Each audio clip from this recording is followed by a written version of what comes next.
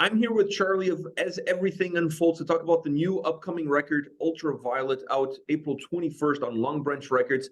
It's the second time that we chat. We chat when you guys release your debut album. You're back on the channel to talk about your sophomore album. First of all, thank you very much for taking the time. And how are you doing today? Yeah, it's pretty miserable here in England, but when is it not? So I suppose, yeah, pretty good. Well, you do have fish and chips. So, I mean, like, there is something maybe to look forward to. True. I mean, I don't eat fish, but I always eat the chips. I always only get the chips from the chip shop. So Plus, you have the EPL coming back on the weekend. So I mean, if it's not so bad, maybe weather-wise, but overall, you have to admit, life is pretty good in the UK. yeah, it's not bad. I shouldn't complain really. So when it came down to writing a sophomore record, did you guys set goals, achievements, things that you wanted this album to deliver to the fans? That obviously it's kind of hard to do with a debut record. I think, yeah, I mean, like it was always kind of going to be like a weird progression because obviously with the success of certain songs on the first album, especially on the inside, we were kind of like, well, what is it with this song that like gets people like excited and they love this song, and we were sort of like, well, let's toy with the idea of like focusing more on like the synth hooks and like the synth taking more of like a lead role in musically and having those kind of like catchier poppy choruses. So it was kind of, yeah, it was always just like a development forward from it, but that it was never there was never like a set goal on what it was going to be like, but we knew it was going to be probably more synthy, if you know what I mean. When you look back at the debut record, is there lessons that album taught you? Maybe not during the process of recording, but now that you've had time to look back and see the journey that album has put you on. So did that record teach you lessons individually as an artist, but also collectively as a group? Oh, definitely both. Like we learned so much just in the writing process and the recording process. How to speed things up, how to do things slightly better. We just took our time more, I think, with this one, and it was kind of like when we were writing the songs, if we didn't feel the song was right, instead of just keep pushing it and forcing it, we were just like, no, let's put it away, let's start something else. And there was kind of like a big sort of thing about everybody, being happy with what was happening rather than certain songs being like some people like I really don't like this one, and so it was kind of like everybody kind of liked what was happening, which definitely helped with morale and things like that, which I think are way more important than people realize. And in recording, it's just having it all prepared, like going to the studio and exactly what it's gonna come out like, exactly what you're going to be doing. It makes a big difference. This album, from a design point of view, is interesting because you guys packed most of the singles of the record on the first 2/3 of the album, and then you left a little bit of the pot at the end, the pot of gold at the end of the rainbow towards the end of the record. Normally, I'm not a huge fan of something like that, but it worked really well on this album because it allowed me to ease my way into the record to understand that and you guys did put some songs here and there that are new songs. It's not like every single song is a single from start to finish. But did that design of packing the first 2/3 with more singles and leaving a lot more for the listener to discover at the end on purpose, or is that just kind of a happy coincidence? Kind of. I suppose it was one of the things where when we were in the track list, we knew what song was going to come first and we knew what song was going to come last. So we wrote those songs specifically to be like, we want a big opener and we want a big closer. So it was kind of like, okay, and then everything else just kind of fell into place around it. We never planned too far ahead with the track list because it's so hard to tell until you've got all the songs, and it just worked that way. It just we just felt that it flowed in that way. It's sort of like we did notice that we were like, oh, it's very, very heavy on in the early bit, but we're like, well, that's how it works, so there's no point moving it around just for the sake of moving it around when it sounds better the way it is. Yeah, no, and it gives great flow to the record. It actually allows the record to be balanced, but at the same time very dynamic. You know what I'm saying? Like it's a record that has a lot of life in the track listing that you guys put together. You mentioned the synths being a little bit more synth driven. A lot of that. How much of that should I say? How much of that comes down to the production behind the album and having people working with you guys that understand what your vision for the record is, and how much of that is you guys being hands-on in that process? I think it's definitely more us. We kind of internally we don't engineer it ourselves, but we self-produce everything. So every decision that is made by us. We don't have any other songwriters. We literally are all just us. That's it. You know, John in the band is a producer, so the keyboardy synth guy he's a producer. So we pre-production, pre-pro everything before we go into the studio, so that when the engineer hears it, he knows like, oh well, okay, the synths need to be here and the guitars need to be here and the bass. So, and then there are times where we'll sort of discuss and be like, he might suggest something, and you know, most of the time we would take it on board because you know, getting somebody's opinion like that is sometimes quite invaluable. It's like really good. And when you're doing it yourself though, it's just you've got so much more control over like what you're doing, and it's like we knew that it wanted to sound like that, so we were just like, that's how it stay.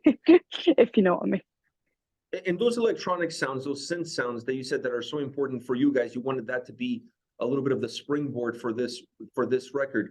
Was there ever a thought that maybe too much of it may dilute our sound and push us more into almost like a straight up pop rock kind of sounding feeling album? I think there's always that in the back of our head, but at the same time, we're sort of not bothered about it. Like we're sort of like, well, we just write music that we like and that people enjoy, and if it seems to go in one direction, then totally fine about it. Like as a band, we're not bothered about like genres or, you know, we're so unfazed by that stuff. You know, like people all say, "Oh, what genre are you?" And we're like, "Well, whatever you think we are, that's what we are. We do not care." So, you know, us not being bothered about being categorized kind of helps with, if we want to change what we're doing, we're happy to do it. We're not pigeonholed into like being a metal band or being a pop punk band or whatever you want to call it. And it just allows for more freedom, which is good. More freedom of creativity. Mm-hmm. The drum sound on this album was really cool. I really enjoyed it. It felt I'm not going to say more powerful, but it felt like it had a little bit more substance in it. What changed from the debut record to this record, drum-wise? So it was mixed by a different person. So it was engineered by the same guy. So we did the same recording process, but it was mixed by Taylor Larson in America, who's done like Periphery. I think he's done some Ask Alexandria stuff. So he's done like quite a lot, and he also owns Mixwave, which is a massive I think they do like sample, like he does like packs for like samples, and his drum sound is like one of the like most kind of like, well not most, but a very desired drum sound. So that was again like one of the big reasons we wanted him, was his drum sound is so good, and it really punches through. And I remember when we first heard it, we were like, this is huge. It makes it just sound so much bigger. And I think that's just what we wanted this whole album to just sound like a step up. Like we love Oz, who mixed our first record, but you know, so we went back to engineer with him because we thought, well, we want you to be part of the process still, but we just want a different spin on it. You know, it's not always about it being better or worse, because some people will say that they prefer the kind of more raw production on the first album, whereas this one's maybe a little bit more produced. But it's only because that's what we wanted and that's what we felt would work for it. So that's kind of why we picked him and that kind of stuff. The drums are not the only thing that changed. I felt like your vocals on this record, you were a little bit more free. You know, I almost make the equivalent to singing in the shower. You know what I mean? Like you felt like there was no restrictions. Like you didn't give a shit. These are my songs, and I'm just gonna sing the way I want to sing, the way that feels more natural to me. Did you consciously change your approach from record to record, or you're just a different singer today than what you were on the debut album? I think just with the experience, I think, and the time, again, the time when we were writing, it allowed me, again, the time to experiment with something that maybe I hadn't tried before, or something that was maybe a little bit more out of my comfort zone, because I could spend that extra time kind of nurturing it or something. And you know, same with lyrically, there are, you know, songs that are more poetic rather than being more literal. And yeah, it's kind of, and I think just as I've, we've done a lot of touring. We basically hadn't toured, or we'd done like weekenders before we did the first album. So we as musicians, we are much more sort of, into our craft now. And my vocals have definitely got stronger, just, as time's gone on. So yeah, I think it's a bit of both, to be honest. In understanding what the demands are on a live performance and when you're on a tour, has that have an impact now on you guys in terms of how you approach also the creative process of putting these songs together, building new records? We always consider, can we play it live? It's such a big thing about like when we write a song, I think when we wrote like Hiding from Myself on the first record, I remember when we love it, and I still love it. It's such a great song because it's just so high energy and amazing. But I remember when we first went to play it, we were like, oh my God, this was such a mistake. Like, it's so hard. I mean, now we've kind of got it down, we've been doing it for so long. But I remember like the first couple of times when we were doing it, I was like, this is fucking ridiculous. Like, vocally, it was so demanding. I had no chance to breathe, nothing. It was horrible. But like I said, we've kind of worked it out now, and the amount of times we've done it. But so this time around, again, when we were writing, I was like, right, well, I'm not going to do that, because I know that that's going to be a nightmare, and I don't want to be disingenuous live. I think I like to be as genuine as I can. I want that when I pull the microphone away, it's silent. I want it to be as much of me as I can. We've got harmonies on the backing tracks and like gang vocals, because it's better to have my ones mixing with my ones, and the boys don't sing. So it's like, but that's it. So it's yeah, it's just a big thing for us about live being just as good as the record. Do you have a side of your range that you feel like needs more work on, or that you feel like you can still improve, that will allow you to push not just yourself, but then obviously the band to a completely different level? Yeah, I mean, like, as I'm getting older and I'm kind of discovering, like, everybody's like, rate, especially as a vocalist, you have limitations and you have things that you're stronger at and things that you're not.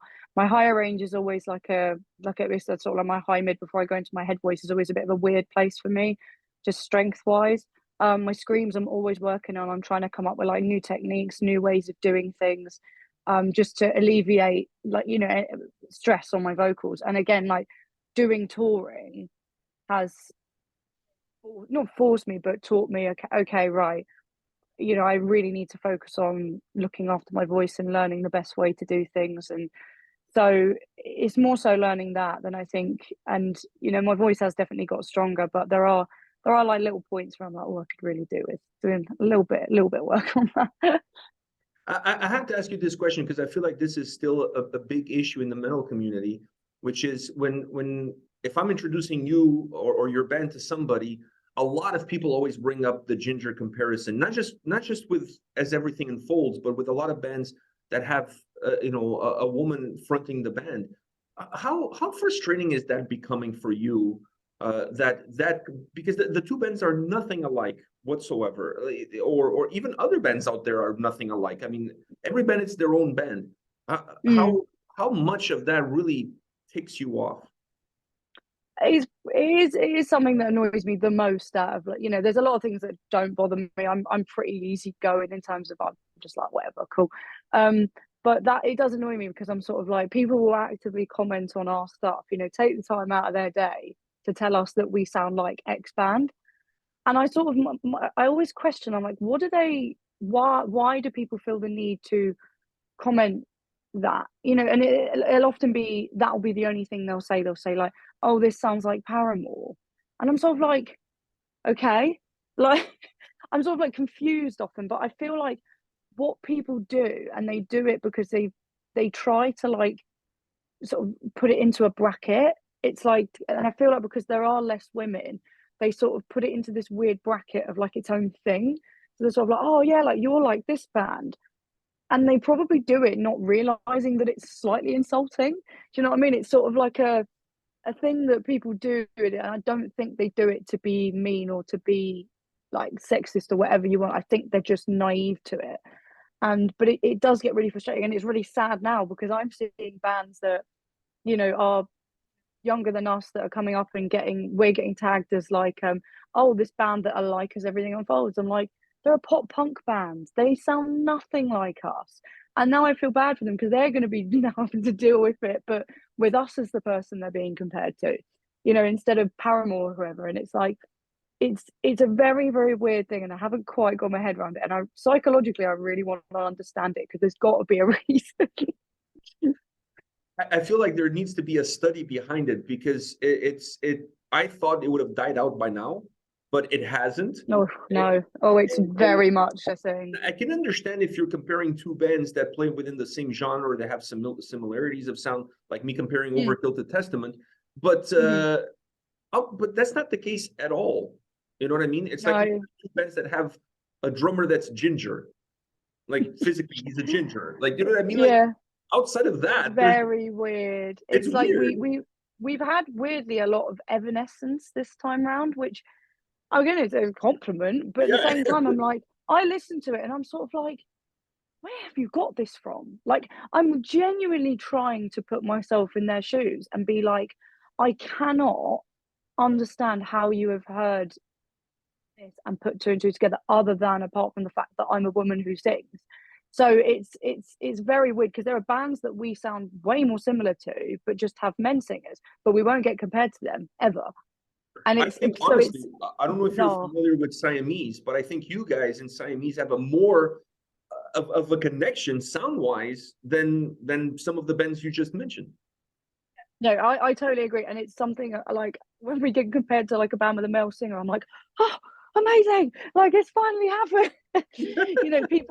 People I think are just so blindsided by the fact that there's a woman at the front of it that they just completely disregard the music behind it.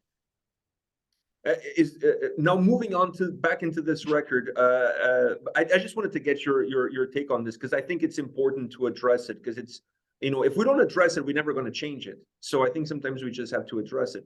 But is there a song on this record that hits you a little bit more personally, that has a little bit more of you in it? I think there's an album track called Rose Bouquets, which is kind of like a very chill song. It's not overly like down from the rooftops, but lyrically it was kind of like written as a poetic goodbye to the first album from my perspective. So it was kind of like right, I need to, so it's like oh, was it like had their purpose, let them lay. So it's like, leave those things behind, kind of let it go, like it's done now. But at the same time, it was kind of like a little homage at the same time. So yeah, stuff like that I kind of it's one of my favorite songs on the album, by the way. Oh, that's interesting. So yeah, it's kind of things like that were, because it's a ballad, but it's not really a ballad. Like, if you know what I mean, like it feels like a ballad at times, but it's not quite a ballad. And no, it's kind of in between. Yeah, but it kind of makes you feel like you're listening to a ballad, even though it's not quite a ballad. So I really enjoy that. It's definitely my top 3 songs of the record. You guys, I feel like this album could be an album that really opens a lot of doors for you. And when we look at a band, for example, like While She Sleeps, coming out of the UK, to see where they were when they started and where they are today, like the ascension has been incredible. Do you hope that this album would kind of set you on an equal path that those guys are currently on? Oh yeah, I would hope so. I think we've worked hard. No, it's only our second album, and it's, even though for us it feels like a lifetime, it's not even that far into our career yet. But we've already been able to do so many incredible things. Like we played with Enter Shikari 2 weeks ago, and they're like one of our favorite bands. Like growing up in the UK, especially around this area, they were just like legends, and we've all been fans since we were like 14 years old. So to be doing things like that and playing to like over 1,000 cap rooms every night, we're getting to play at festivals that you wouldn't even dream of doing when I was a teenager. I wouldn't have even thought I would ever get there. So the fact that we're able to do these things already, I'm sort of like, well, this is hopefully a good sign. Hopefully things kind of go up from there. But I'm always so grateful for everything that happens, because I'm still at that point where I'm like, it's surreal, but it's kind of like expected but surreal. It's like I'm like, okay, well that makes sense that this is happening, but at the same time, it doesn't stop being weird. I have one last question for you. The old generation looks at the UK and they think Judas Priest, they think Iron Maiden, they think Saxon, just to name a few. I look at the UK right now and I think of While She Sleeps, I think of Architects, I think of you guys, Vexed, Bury Tomorrow. Is there something in the water that this new generation of I'm not going to call them metalheads, but music listeners and artists are creating this new wave, not a new wave of British heavy metal, but this new wave of post-hardcore rock, whatever it is, that it's becoming such a huge part of the overall world musical scene? I think the UK scene, like, to be fair, is quite innovative. Like if you look at somebody like Low, you know, that they've completely, like, you know, a couple of years ago they were, you know, a pretty, I mean, they were very good and a bit techy, but they were like a metal band.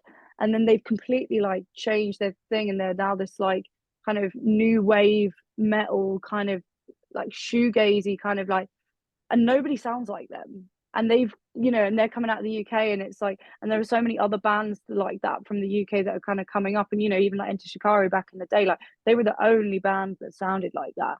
And I feel like this thing here, especially in the UK, you know, it's, we're quite a small country, and there's a lot of people trying to play music, and you've got to be innovative. You like this, and I think that especially at the moment, people are crying out for something new.